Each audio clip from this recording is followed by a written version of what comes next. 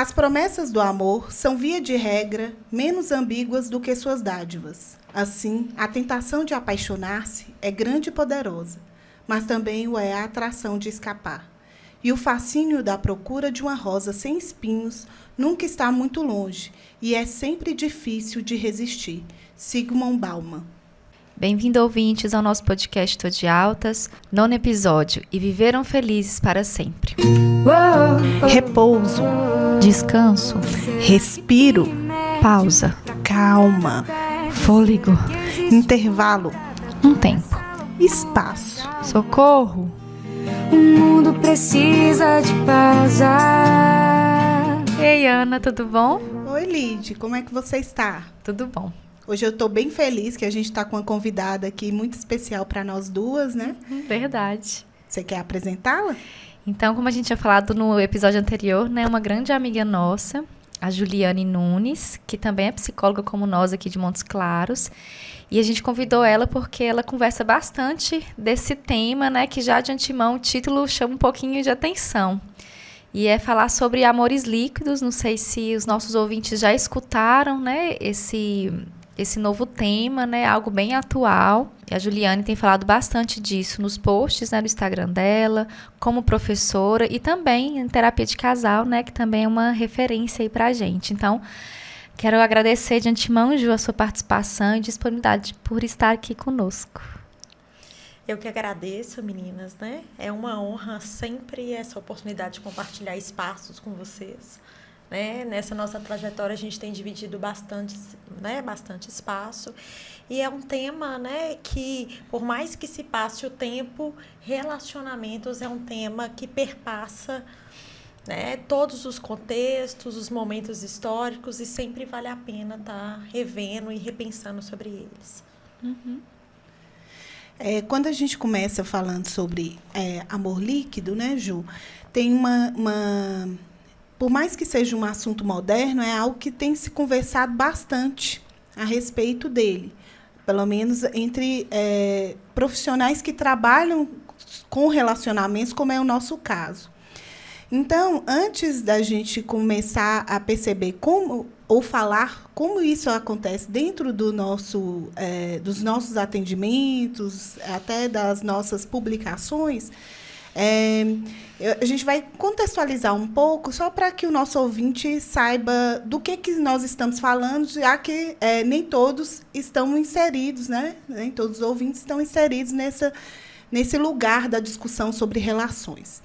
Então, esse é um conceito muito abordado por Zygmunt Bauman, né? Que é justamente o que fala da frase que a gente inicia esse podcast, que ele tem trazido muito essa ideia de uma modernidade líquida, que seria uma sociedade em que todas as relações são baseadas nessa questão mais fluida.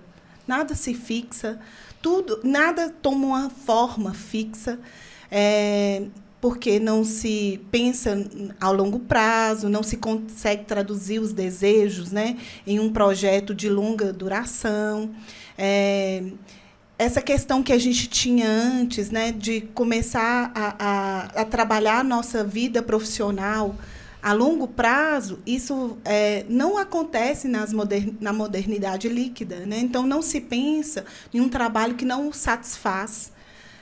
A gente antes formava, trabalhava e já se pensava que esse trabalho seria o nosso sustento e também onde a gente ia aposentar, né? Então, essa modernidade líquida é aquela questão em que o mercado é ditado também pelas questões do capitalismo. Uhum. Então, tudo se mantém até que me satisfaça, ou durante o tempo que me satisfaça. Até se a gente pensar em relação aos empregos, né? Eu fico pensando que como que as universidades, algumas, né, elas estão acabando literalmente, né? Hoje a gente percebe maior demanda para cursos técnicos. Que são mais rápidos. Que são mais rápidos. Então, hoje eu vejo, não sei se a Juliana também percebe, se a gente pegar essa geração que tá vindo, né? Tem pouca discussão sobre faculdade, o que se quer fazer.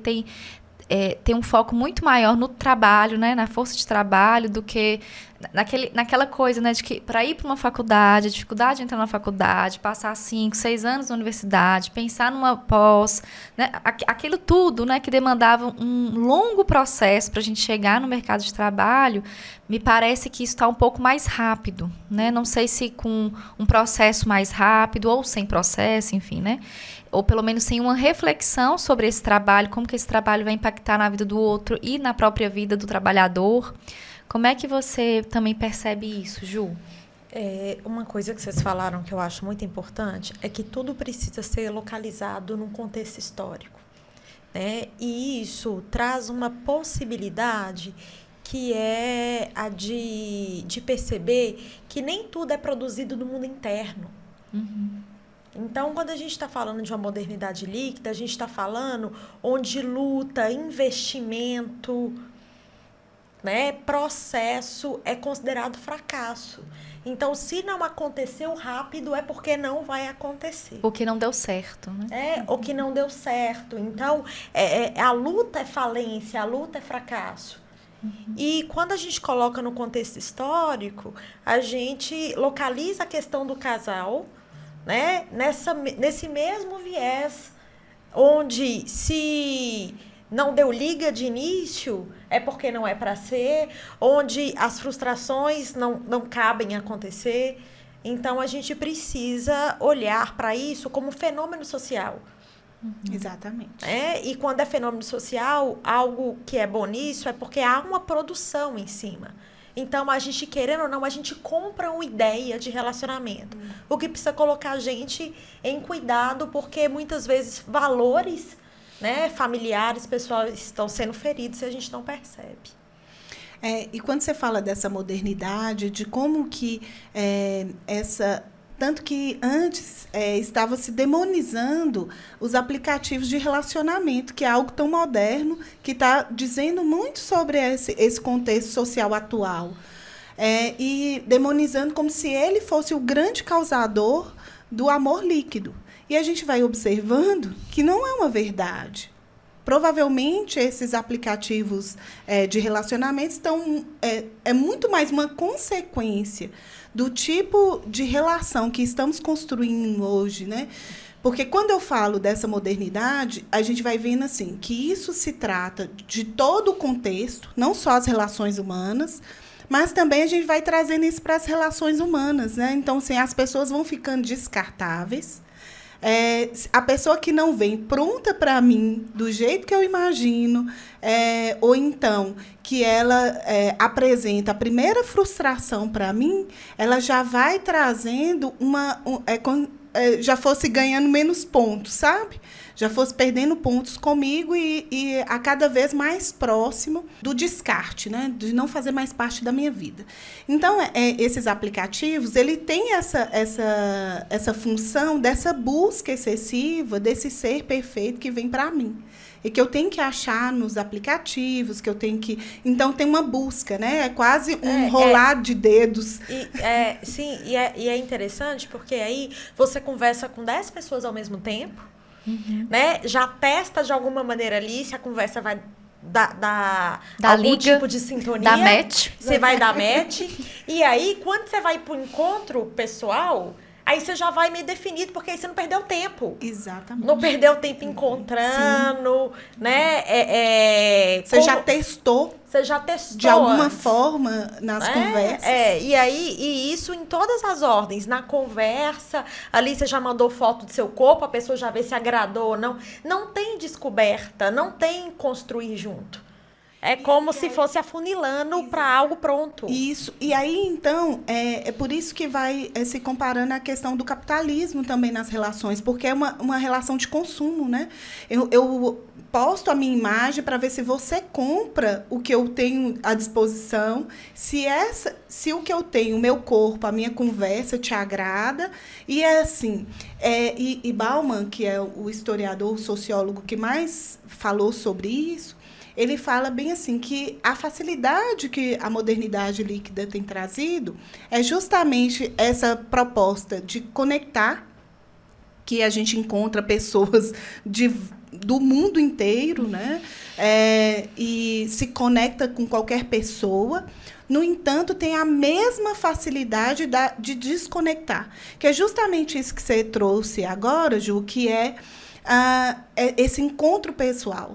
Eu encontro, mas eu tenho tanto medo da frustração, porque quando eu vou me desconectar de alguém que eu encontrei pessoalmente, é muito mais difícil do que quando eu vou lá com um clique e eu bloqueio você e nunca mais te vejo. Né? Então, ele fala muito dessa facilidade, até da diminuição do desconforto desse encontro pessoal.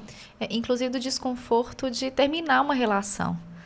É muito mais simples como você falou, né? Eu apertar, clicar em algo, clicar no WhatsApp e bloquear a pessoa, ou no próprio Instagram, né? Que já é uma dica de que eu não quero não quero ter mais contato com essa pessoa, do que necessariamente eu ter que encontrar com a pessoa, explicar meus motivos de terminar aquela relação, né? Passar por todo um desconforto, que é terminar uma relação, né? O luto, né? O processo do luto, de finalizar aquela relação, lidar com a expectativa frustrada.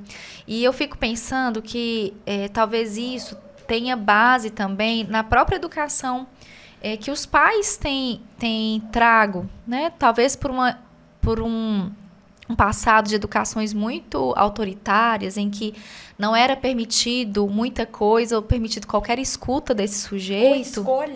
Ou escolha, né? Que de alguma forma acabava, no frigir dos ovos de um jeito diferente, acabava sendo líquido, né? Porque um excesso de frustração faz a gente também não querer ter mais frustração, né? Então, a gente quer ficar longe disso por um monte de vezes que a gente teve que passar por algum modelo autoritário. E aí a minha fuga é ir para um outro extremo, né? Que é não ter frustração e que também não é nem um pouco saudável, vamos dizer assim. Então, no momento que os pais saem do autoritarismo para ser permissivos, né? Ele também acaba colocando um cenário para o filho de muita facilidade, né? De pouco processo, né? De poucas conquistas e desejos para que determinada conquista aconteça. Vocês acreditam também um pouco nisso, pensando nas relações, né, entre pais e filhos, até aproveitando, né, que nós estamos aí no mês dos pais? Quando o Lide traz, né, essa contextualização da questão da educação, dos pais autoritários, então isso é um viés. Se a gente olhar para a economia, é outro viés, né? Se a gente olhar, por exemplo, uma coisa que é bem de agora, a velocidade do áudio do WhatsApp. Sim. Né? A velocidade do áudio do WhatsApp é uma coisa que foi fantástica, tá todo mundo adorando, mas eu dou a velocidade que o outro vai falar, porque eu não tenho paciência de ouvir no ritmo dele, eu já na não tenho mais velocidade. paciência de conversar por telefone. Então, assim, isso sai respingando em qualquer contexto que a gente olhar. Inclusive nas relações interpessoais. Inclusive nas relações interpessoais, na relação de casal, nas relações de trabalho, né? Os funcionários são muito descartáveis e a pessoa também já entra, se não gostar, sai. Né? Então, é uma geração criada por uma geração que sofreu muita frustração e limitação. E aí você acha, Ju, que com essa evitação, né, vou colocar assim, desse processo de se frustrar, as pessoas têm se tornado muito mais covardes nesse contato com o outro, com essa exposição das relações, do se posicionar na vida, de cometer erros. Porque quando a gente está trazendo essa questão assim, que eles evitam até os encontros pessoais para que não tenha o desconforto de se desconectar cara a cara, você acha que isso pode estar trazendo pessoas menos corajosas para essas relações e para as frustrações que podem ser ocasionadas dessa relação? O que eu vejo muito, Ana, é que do consultório para fora, né, tudo parece estar resolvido, né? E a gente consegue entrar nessa lógica, né, do amor líquido, das relações líquidas. Só que o fato de não demonstrar isso tem feito cada vez as pessoas se apresentarem como personagens. Isso. Né? E dentro desse apresentar como personagem, há uma desconexão entre o que eu sou e o que eu mostro ser. Então, eu entendo que as frustrações permanecem, os medos permanecem. Eu não vejo nem mais nem menos. Eu vejo mais encobertos, mais disfarçados, pessoas frágeis com roupagem de autonomia, de autossuficiência, no medo do enfrentamento das emoções. Então, o que eu vejo muito acontecer é um distanciamento, né, do mundo interno e o mundo externo. Porque quando eu te faço essa pergunta, porque me causa uma grande estranheza esse distanciamento, porque vai me gerando uma sensação que as pessoas estão cada vez com mais dificuldade de negociar com o diferente, sabe? De lidar com essa câmera, né, da insegurança, com esse lugar do que não me é confortável, do que eu não conheço, do que é desconhecido para mim. Então, é como se isso me deixasse num campo, numa bolha, bem protegida do que é diferente de mim.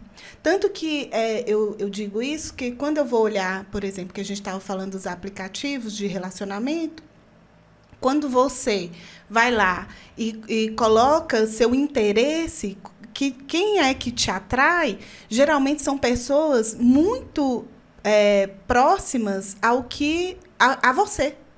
Ao que você é, do jeito que você age, as coisas que você gosta. E quando a gente vai lidando com relações humanas, né, que a gente trabalha com casais, a gente vai vendo que o que nos atrai não é exatamente o que é comum a nós. Geralmente, a gente gosta de pessoas muito diferentes de nós. Então, às vezes, eu fico achando que vai blindando para que a gente encontre menos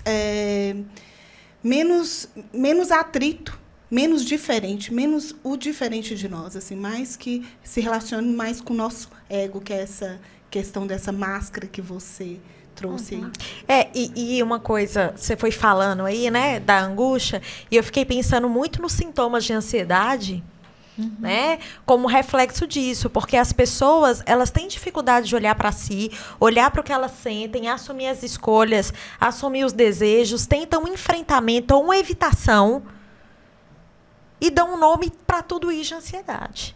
Né? Que é um desconforto que eu não sei o que é, numa tentativa de um controle que eu não sei qual é, mas como sintoma dessa desconexão, dessa fuga, dessa esquiva. Dessa busca incessante de felicidade, sendo que nem sempre sabe o que é a felicidade, porque felicidade é muito subjetiva. Então, fica nessa busca incessante do que não sabe nem o que é.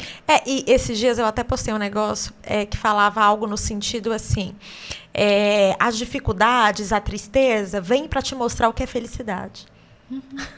Né? O que tá tudo bem. E a partir do momento que você é numa constante de uma busca de uma estabilidade, né? De que tá tudo sempre tão bem, aquilo passa a ser o seu estado comum e você fica numa busca incessante de algo que você não sabe nem o que é. Né? Então, isso é uma grande dificuldade na vivência das relações hoje. E que é o que você havia trago, né? Dessa pouca fluidez mesmo entre razão e emoção, né? Pouco contato de alma, né? Que eu percebo isso muito. Um distanciamento do que é sentido, do que é propósito, né?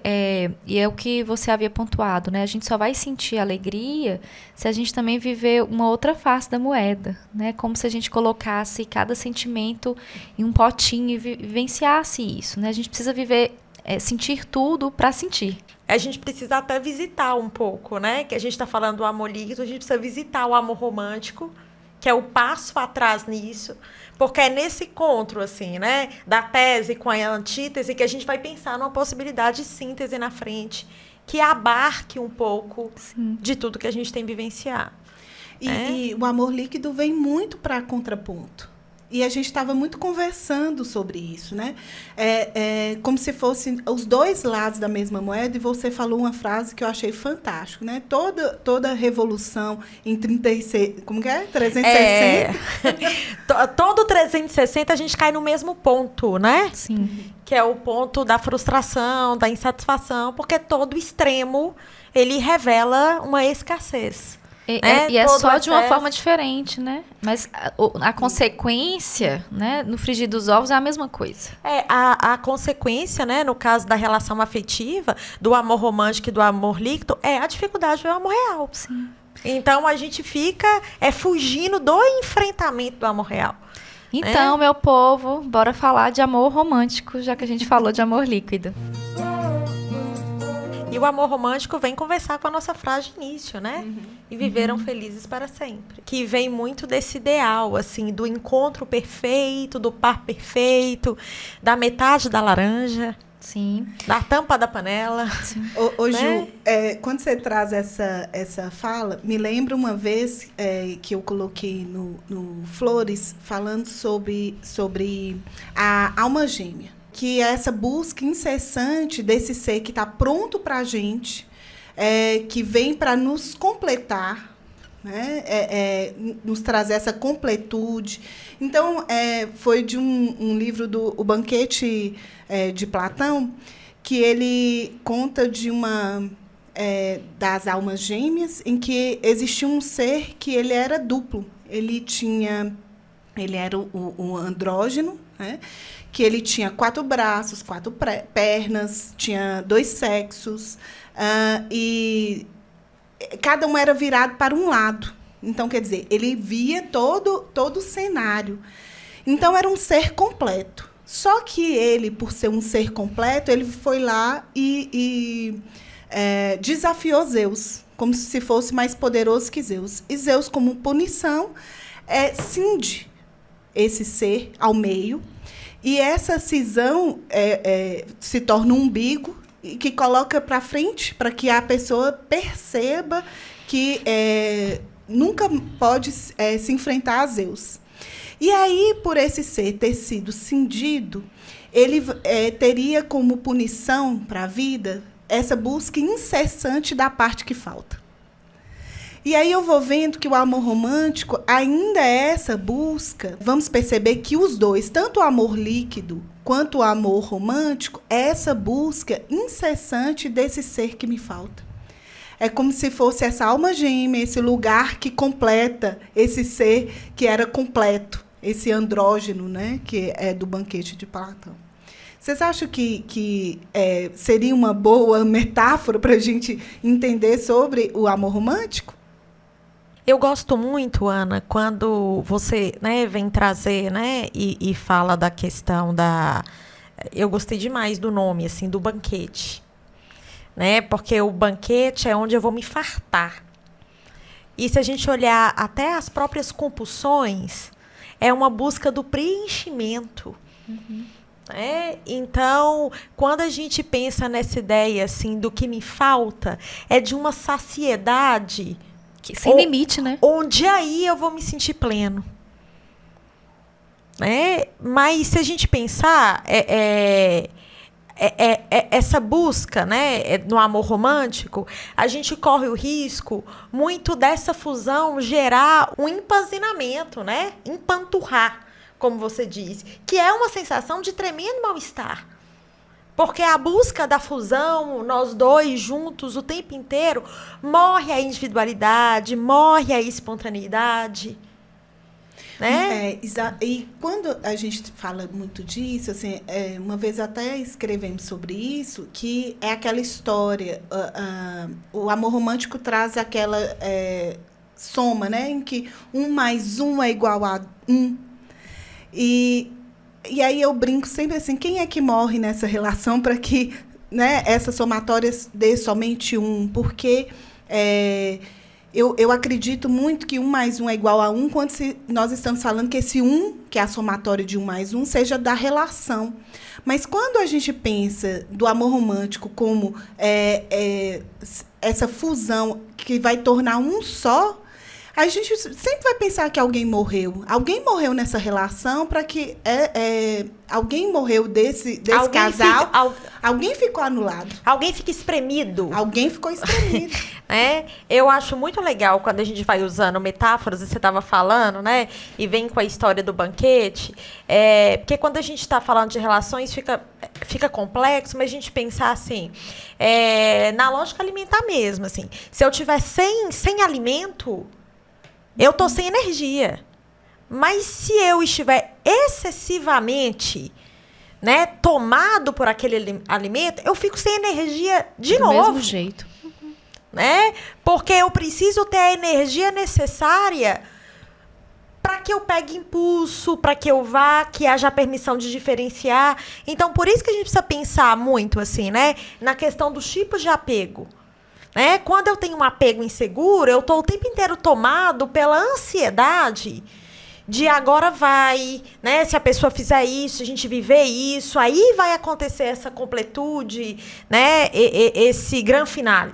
Pensando na lógica dos apegos, a gente tem um apego ansioso, que é essa sensação, né, interminável que eu estou a um passo, né, dentro do amor romântico de viver aquilo. Vai acontecer se, vai acontecer se.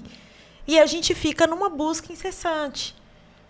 Né? E a hora que a gente pensa nas relações líquidas, a gente vai lá para o amor evitativo. Eu rejeito antes de ser rejeitado. Eu falo o que eu não quero antes de me permitir demonstrar para o outro que há um desejo, que há um interesse. Então, a gente entra para o mundo da evitação. Porque tudo que diz respeito ao apego seguro, eu me permito sentir. Porque a dor também é sentimento. E ela está presente em qualquer contexto da vida e a gente quer eliminar ela da relação afetiva.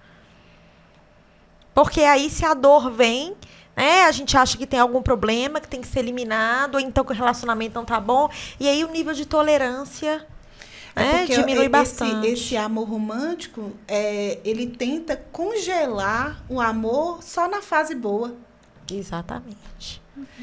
E quando vem as outras fases, que também fazem parte da construção do amor, aí já não faz mais sentido, né? Não, na verdade, eu fico pensando que o amor romântico, ele nos congela na paixão.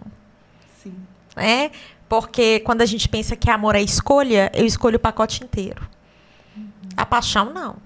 A paixão, eu estou totalmente conectado com a melhor versão da pessoa, eu elimino qualquer condicionante que saia da minha idealização, eu estou totalmente presa às minhas sensações, a sensação, né, de borboletas no estômago, eu tenho que sentir aquilo, tem que estar à flor da pele.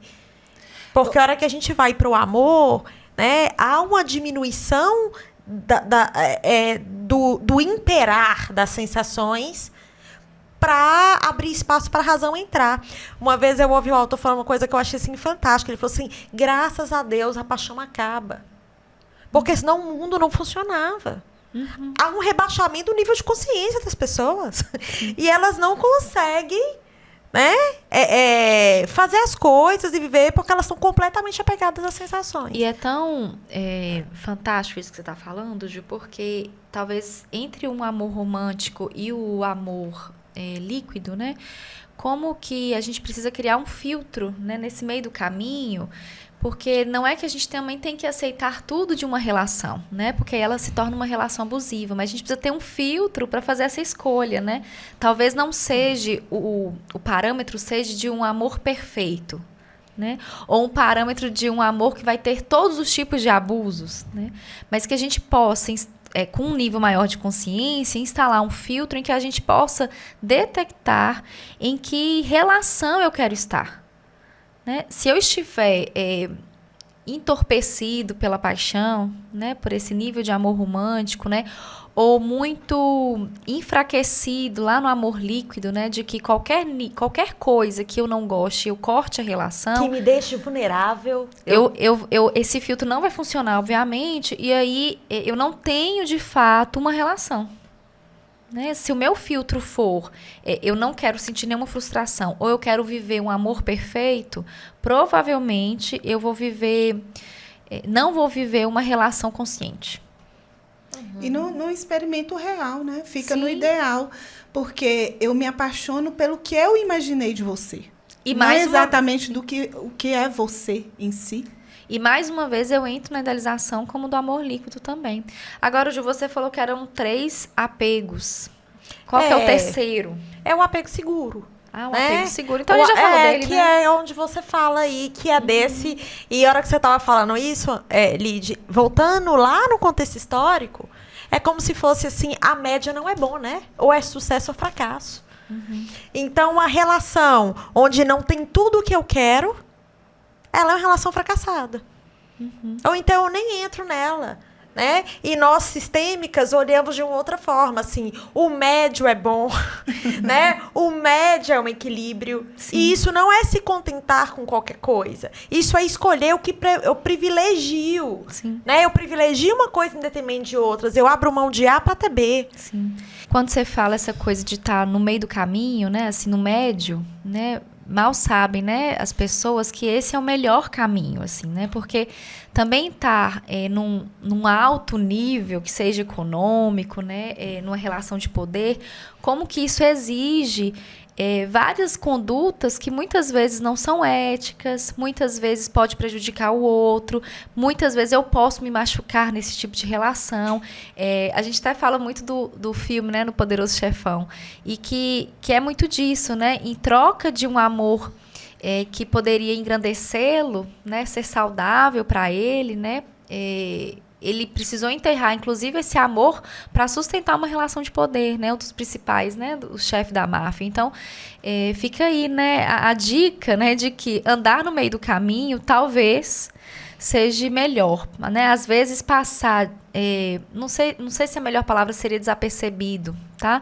Mas passar de uma forma em que a gente não precise estar alimentando o nosso ego o tempo inteiro, né? Seja o melhor caminho.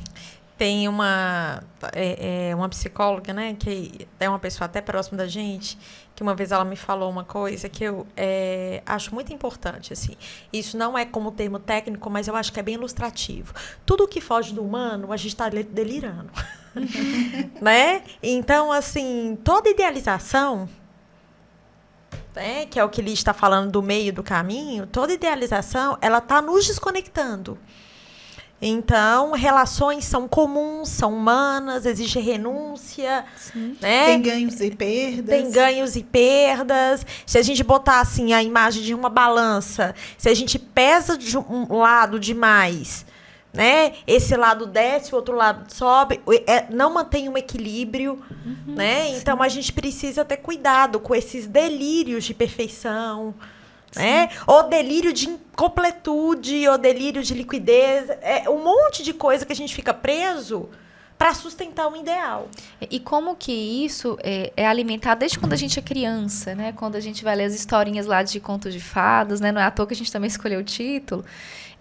Da princesa que é salva pelo príncipe e que ela vai ser só feliz porque ela vai ser salva pelo príncipe, vai casar e viver felizes para sempre.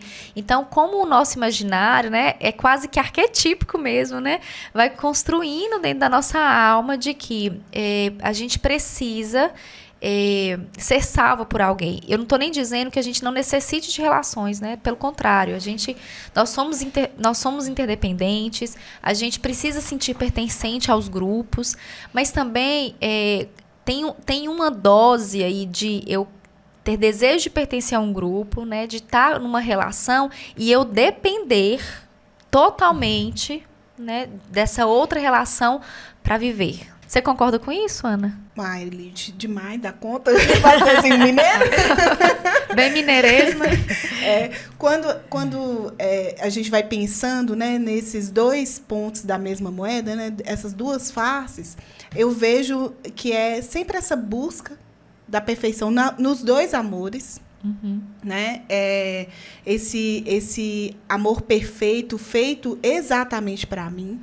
Essa ideia, né, do príncipe encantado, tanto nessa questão do ele vai me encontrar ou eu vou encontrá-lo, né? Tanto que é por isso que eu vejo tantos cliques, né? Nessas... Para o extremo não existe príncipe, somos todos sapos e vamos vivendo aí do jeito que dá.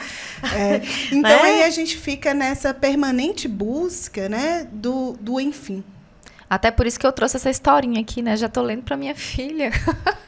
Preparando ela para o que vem. Embora ela já tenha lá uma formação dos arquétipos dela, porque, né, isso está na nossa sociedade, mas é um livrinho que eu comprei, inclusive, de um psicólogo que chama Até as Princesas Soltam Pum. E eu amo esse livro, né? Porque já começa a desmistificar essa história da princesa perfeita, né? E que, de fato, né? Até as princesas soltam pum. Então, dica aí para os papais e mamães, né? Para leitura com os pequenos. Já estou antecipando, né? A dica do nosso podcast, só para fechar esse bloco e a gente partir pro amor real. Bora lá? Então, vamos lá, né? Entrar pro real. A gente fantasiou. E vamos olhar para o real agora. Toda a literatura que a gente vai se debruçar ou pensar sobre casal são literaturas que trazem relação saudável, não como relação com a ausência de conflitos, mas relações onde há um alto poder de negociação. Então, o amor real, né, o amor possível, o amor que constrói, é um amor pautado na decisão de fazer dar certo, né? E não na certeza da idealização daquela pessoa. E a partir do momento que eu resolvo fazer dar certo, eu estou disposto a negociar, eu estou disposto a abrir mão, eu consigo minimamente olhar assim, olha, existe o nós, mas a vida não é feita de nós. Existe um eu, existe o outro. Então, nos processos terapêuticos, a gente busca muito esse espaço, assim. Então, quando um diz assim, mas eu não gosto disso no outro, né? Mas vamos olhar o tanto que aquilo interfere na relação, diz de você ou não diz de você, e cabe a você, inclusive, aceitação. Porque a construção desse amor real é muito nessa questão mesmo, né, Ju? É de deixar morrer esse ideal que a gente construiu do outro e relacionar com o que é o outro exatamente. O que ele me traz de fato é enxergar essa pessoa exatamente como ela é e não como eu gostaria que ela fosse. Porque, às vezes, quando a gente vai conversando sobre essas negociações, a gente vai ter que ter muito cuidado, como a gente já conversou, né, aqui nos bastidores, de não impor ao outro que modifique para que ele se encaixe no meu desejo. Olha, isso me incomoda em você, então você, para que dê certo, tem que mudar. Né? Então, a gente estava falando, né, como a Ana disse, inclusive desse lugar, assim, existem mudanças que não vão acontecer, existem diálogos que eles vão se encerrar, porque aí você foi lá e mexeu no valor da pessoa e é inegociável para ela. Então, se a gente pensar o relacionamento como um pacotinho, a gente escolhe esse pacote, não é porque ele só tem coisa boa, é porque esse pacote reúne mais coisas boas e que estão mais conectadas com o que tem valor para você do que com coisas que te desconectam. E eu fico pensando assim, que é muito difícil mesmo a gente... relação, né? Relacionar com o outro é muito complicado. Lidar com o que é diferente de mim, eu ter também que lidar com o meu real, para lidar com o real do outro. É muito complicado, mas eu fico pensando assim, o quanto que seria chato uma relação de perfeitos. De duas pessoas que são perfeitas, que não precisam ser convocadas em algum ponto para ser diferente. Alguém que eu não preciso negociar, alguém que eu não preciso me modificar também para que essa relação funcione de uma forma mais saudável. Eu fico pensando, ia ser muito chato. E eu acho que um bom exercício, assim, é a gente ser empático, né? Então, se eu me coloco no direito de que o outro precisa mudar para encaixar na relação, como é que eu me sentiria se o outro convocasse a mim a mudar tudo que eu acredito que é importante para mim? Né? Então, a gente precisa fazer esse exercício, né, de ir no lugar do outro. Né? Então, quando o outro me pede que eu tenho que parar de acreditar naquilo, ou de que fazer aquilo, coisas que eu acredito que é importante para mim, como que eu ia me sentir? né? Provavelmente é um processo de anulação, né? De desconsideração, né? Pelo que eu sinto e pelo que eu acredito. Então, é um bom exercício, né? De convidar o casal, né? A olhar dessa forma. E Lídia falou uma coisa importante, que é em relação ao olhar. E a gente, às vezes, fica muito focado na busca da mudança. Mas, às vezes, o que está precisando é a mudança do olhar. E a maturidade, a sabedoria traz isso. Então, quando você vai conversar com alguém sábio, ele está vivendo o mesmo contexto ali, está inserido na mesma situação, mas a forma como ela olha é diferente. Então, eu acho que os casais desapegarem um pouco da mudança de atitude e se responsabilizarem para a mudança do olhar, né, é um ganho fantástico. Porque eu não vou ver... tem uma frase que eu adoro, assim. Quando eu decido que eu não vou ver, não adianta você tentar me mostrar. Porque eu já criei um estereótipo, eu já acho que eu sei. Eu já coloquei uma lente. Né? Eu já coloquei uma lente onde eu vejo aquilo. Esses dias eu estava atendendo um casal, e aí um dos dois falou assim, mas eu pedi ela para fazer e ela não fez. Ela falou assim, mas eu fiz 7 horas, mas era 7 horas. Eu queria 5. Né? E não consegue nem sustentar o porquê que é 5, mas é porque tem que ser no meu desejo, no meu tempo. Porque o nosso cérebro, ele é treinado para ver o que ele quiser. Se eu quero olhar para o outro e ver que está incompleto, feio, que tem que consertar, eu vou ver exatamente isso. E vou pegar um gancho do seu exemplo, Ju, assim, mas muitas vezes talvez a demora do outro para fazer, que só foi fazer às 7 horas, diz muito dessa pessoa também, que às vezes no seu processo ou se exige muito para que as coisas aconteçam no tempo dele, né? Ou que ele não dá conta, né? de fazer no tempo que ele acha que deveria ser feito, né? E eu preciso que o outro faça por mim. De alguma forma, né, o parceiro denuncia a nossa dificuldade. Sim. Né? Ele convida a gente a olhar para a nossa própria sombra. Ele é o nosso espelho. Né? Então, inclusive filhos, né, também fazem muito isso com a gente. Né? Aquela irritação que nos causa tem algo que retoma alguma coisa da nossa história. Do contrário, aquilo não incomodaria. Eu, né, quando os meus clientes estão em conflito, principalmente terapia de casal, eu falo assim, onde há resistência, há disputa de poder. E a disputa de poder está nisso que você está falando. Assim, aquilo remete a algo que é meu. Né? Então, aquilo não é necessariamente uma questão do casamento, do casal, de um conflito do casal. Mas aquela forma como você disse, aquela forma como foi colocado, me remete a algo na minha história que eu me recuso a ouvir. Né? Então, casal tem isso, né? E você coloca muito bem, assim. A gente não nasceu casal. Né? São duas pessoas que vêm de histórias diferentes, né? de modelos diferentes, com bagagem diferente, e essa tentativa de acomodação excessiva. Né? Ontem eu vi uma chamada de um texto que falava assim, chega de diálogo. Né? E é uma chamada importante, assim, eu até li para ver o que ele estava falando, e fala um pouco assim, existem momentos onde não tem que ter diálogo. Que a raiva, você está tomado pela raiva, você está chateado, precisa todo mundo acalmar. Porque na tentativa, de novo, de resolver, porque a gente brigou e tem que resolver agora, tem que resolver rápido, e a gente tem que negociar, porque tem que chegar a um ponto em comum agora, faz com que os processos sejam todos atropelados. Sim. Então, de novo a questão do extremo. A negociação em excesso, um diálogo excessivo, né? Tudo que é demais, a gente descuida. Vira palestra, né? Então, tem aquelas palestras que a gente não gosta muito, meio chato, que a gente chega a dormir, né? Então, a gente só pega os pontos importantes, assim, né? Então, como que a conversa ela precisa ser muito objetiva também, em alguns momentos. E isso tem muito a ver com o livro que você trouxe ali, sobre brigas no casal e na família. Né? Essa questão de aprender a brigar. Porque toda vez que eu for brigar, eu preciso saber, eu quero chegar aonde essa briga está construindo o quê? Que solução, né? Que a gente Porque senão vira palestra. onde eu vou dizendo para você, olha, eu sei, você não sabe, e eu digo para você o que tem que ser da sua vida. Tanto que tem que ter um feedback, né? É. Uma reflexão se aquela conversa valeu a pena. Porque se ela não valeu a pena, ela foi jogada no lixo, né? Não serviu de nada. E as pessoas entendem assim, lá em casa tem pouco diálogo, mas o que é diálogo?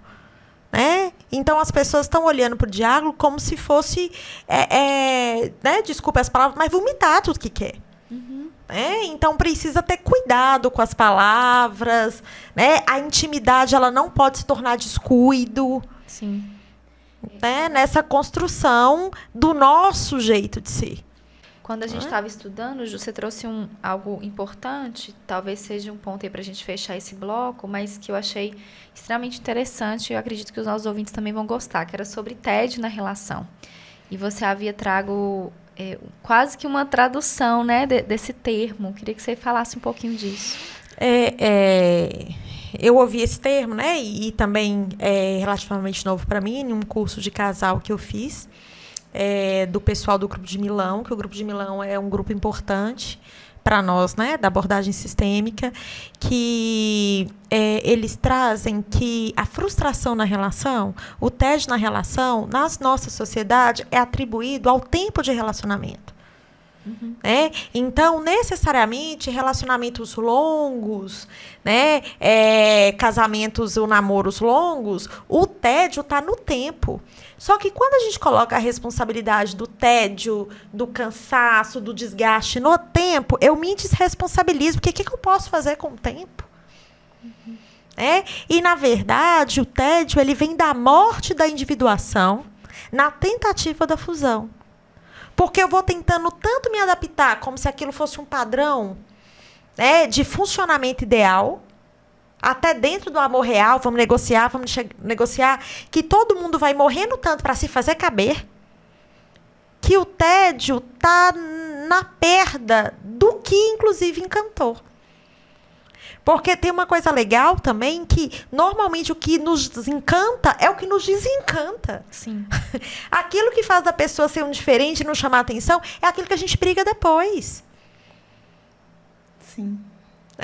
E a partir do momento que ele vai perdendo, esses dias no Instagram, eu até coloquei, né? Fiz uma brincadeira com a música sertaneja. Né? E diga-se de passagem, você é ótima. Vamos combinar que essas coisas de amor tá bem no sertanejo. Tá bem no sertanejo, eu sou bem chegada. Das dores do amor também. Eu sou bem chegada no sertanejo, né, Lid? Lid também tem gostado bastante ultimamente. Tá me levando pra esse campo, meu Deus. E uma música que fala um pouco disso, assim, do tédio, né? Que é aquela música, né? Que fala, deixei de ser cowboy por ela, deixei de ser peão por ela. Aí eu me enganei por ela. E aí eu decidi voltar. Né? E aí no final, no final da música, ele coloca assim, e por não ser mais peão, ela resolveu me abandonar. Então ele deixa de ser peão por ela, mas ela encanta pelo peão. Então, o tédio vem disso, assim, o fracasso, o cansaço da relação, pela perda dessa possibilidade de ser vivo. É porque tem uma frase que é assim, nem tudo o que eu quero é o que eu desejo, né? Porque é justamente isso. Às vezes eu fico colocando as coisas no ideal, encaixando as pessoas esse ideal, mas o que me encanta é aquela essência que me cativou no início. Eu acho que, e Ana fala nisso, né? Como a gente gosta muito dessa história de metaforizar, é igual a harmonização facial está trazendo para as pessoas um questionamento atual. Né? Você tenta tanta perfeição que fica desarmônico. Verdade. Porque há uma harmonia na desarmonia. Na desarmonia, há um crescimento. É o que eu estava falando, né? Há um contorno melhor. Que essa imperfeição é encantadora. É humano. Encanta, traz vida, né? E é leve. É espontâneo, é leve. Então, quando belo, né? É belo. Né? Não é perfeito, é belo. E um termo que você usou para sintetizar esse tédio na relação foi isso, assim, morte da individuação.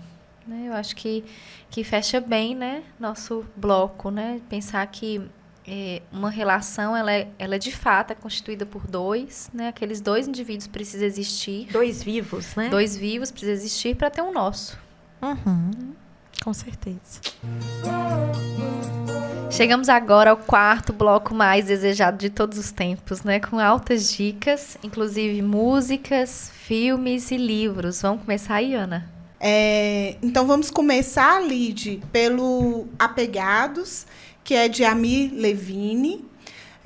Tem também Amor Líquido, que é de Bauman, que foi um autor sociólogo que a gente utilizou bastante hoje, que vai explicar muito sobre esse amor líquido. Enquanto o Amor Não Vem, que é um livro que eu gosto demais, que é essa preparação do nosso jardim interno para que o amor nos encontre. Tem também Complexo de Cinderela, que é muito esse conceito do quanto que nós, mulheres, ficamos baseando nossa existência nesse conto de fadas. E esse convite, né, para que a gente se torne essa mulher mais real, não fique esperando que o homem venha nos resgatar. O Amor para Corajosos, de Luiz Felipe Pondé. O Casal Nosso de Cada Dia e Brigas na Família e no Casal, de Solange Rossé. Então, vamos pensar, né, em alguns filmes, né, que são eles que fica a dica para vocês, que é possível olhar um pouquinho sobre essa relação, né, de casal, né, da forma de viver o amor. Então, vamos pensar em Felicidade por um Fio, Resgate do Coração, Um Divã para Dois. Um Limite Entre Nós. Um Limite Entre Nós. Qual Separados mais? Pelo Casamento. O Amor no Divã, que é um filme brasileiro bem interessante. E em homenagem ao Paulo Gustavo, né, O Homem São de Marte, É Pra Lá Que Eu Vou, que conta essa busca incessante, né, da protagonista ao seu príncipe encantado, né, que possa salvá-la aí também. E acrescido disso, todos os romances, né, da literatura infantil. Sim. Né? E aí vem A Bela Adormecida, né, e aí vem Cinderela, Branca de Neve, né, que todos reforçam uma cultura, né, do viver felizes para sempre. Sim. Tem algumas músicas também bem interessantes, né, que a gente gosta também. Como a gente trabalha muito com metáforas, a gente usa muito música. Tem uma música de Zé Cabaleiro, que é encontrado como Briga #1, porque tem duas, né, duas tá músicas. Até no nosso Instagram também, inclusive. Tem Exagerado, de Cazuza, e uma música também que a gente encontrou que chama Amor Inventado, de Carina Zeveniani, que é um luxo para a gente trabalhar essa questão do amor real e do ideal. E por último, né, o Instagram da Filosofia Líquida, que traz muitos trechos, né, de livros, pensadores, sobre esse tema que a gente trabalhou, né, de amor líquido, modernidade líquida, e que de alguma forma, né, caminha de um jeito bem transversal, né, em todos os aspectos aí da nossa vida. Lid já antecipou no início, agradecendo, e agora não tinha como eu não agradecer no final também. Muito obrigada por ter aceitado o nosso convite. Foi uma delícia essa tarde com você. Você abrilhantou nosso podcast, engrandeceu, trouxe várias reflexões que até eu, como terapeuta, me coloquei nas suas reflexões para repensar esse lugar das relações humanas. Muito obrigada, viu? Meninas, eu que agradeço, né, a oportunidade de mais um encontro com vocês, né, e eu acho que o que a gente fez aqui hoje é isso, né, indo na direção do que a gente propõe sobre reflexões de relacionamento. O caminho é abrir reflexões. Sim. Não entendendo que há um fechamento, né, onde vai se chegar a um ideal. Nada pronto, né? Não tem nada pronto. Então, é um movimento na busca de construção infinita a respeito de se relacionar, do que é casal, onde cada um vai descobrindo nessa travessia. E aproveitando também, né, Ju, que é seu aniversário segunda. Tá? É seu aniversário, a gente ganha um presente, né, com o podcast. bem mercado, né? Bem capitalismo. Então, agradecendo ótimo, e parabenizando pelo seu dia, né? Somos 3 leoninas juntas, já viram, né, ouvintes? O que pode dar? Essa história, a verdade é que deu muito certo, né? Que você tá querendo dizer, né, A Ju? verdade é que deu muito certo, né? Nós Deu 3 juntas, certo. né? Sempre tem dado certo, né? E essa é a nosso desejo que a gente possa caminhar ainda muito mais juntas, tá? Nessa trilha aí da nossa vida. Tá bom, Ju? Muito obrigada e parabéns. Obrigada, meninas. Parabéns, Ju. Lide, foi um prazer esse nosso encontro também, amiga. Obrigada, ouvintes, por nos ouvirem até o momento. Espero que tenham gostado. Um grande abraço e até o próximo. Obrigada, Ana. Obrigada, Ju. E até o nosso próximo encontro, né? Que vai ser no dia 28 de setembro. E esse episódio no ar no dia 28 de agosto. Um abraço e até mais. Até. Calma.